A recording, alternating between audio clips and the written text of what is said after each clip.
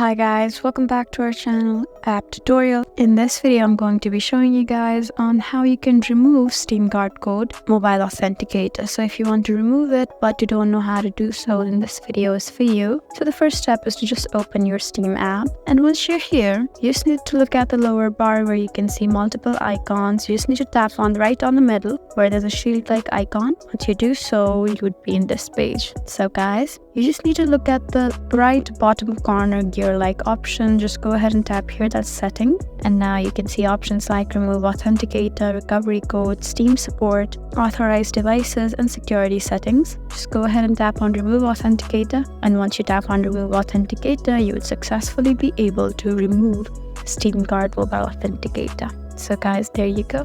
That's how you remove Steam Card Authenticator. I hope this video was helpful for you. If you found this video helpful, please leave us a like and drop us a comment down below. And if you want more helpful videos like these, then please subscribe to our channel. We'll see you again next time. Thank you for watching.